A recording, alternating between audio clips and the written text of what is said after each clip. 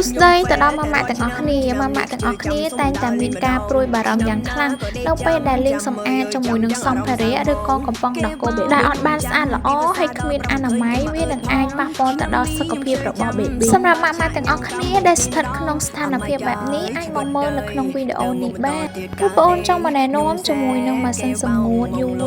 ដែលបានទាំងសម្ងួតបានទាំងសម្រាប់មេរោគហើយមួយវិញទៀតជាមួយនឹងចំណុចគឺធំទូលាយល្អគឺមានចំណុច18លីត្រសម្រាប់ការប្រើប្រាស់បងអាចដាក់បានជាមួយនឹងកំប៉ុងដោះគោបេប៊ីក្បាលមុំថយបេប៊ីលេងចានស្ព្រាបេប៊ីមុខងារប្រើជាប្រភេទ touch screen មានជាមួយនឹងម៉ោងដែលអាចកំណត់បានខាងក្នុងគឺមានជាមួយនឹងអំពូល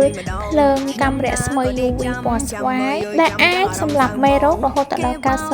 99.9% ជាមួយនឹងមុខងារស្ងួតសម្លាប់មេរោគគឺបានស្ងួតល្អមែនតើមិនថាជាមួយនឹងសម្ភារៈបងដាក់កលុកកលៀតណាក៏វាអាចស្ងួតបានទាំងអស់ហើយមួយវិញទៀតគឺវាមានភ្លើង LED ខាងក្នុងដែលបងអាចប្រើនៅពេលយប់ក៏បានងាយស្រួលក្នុងការប្រើប្រាស់ងាយស្រួលក្នុងការជូតលាងសម្អាត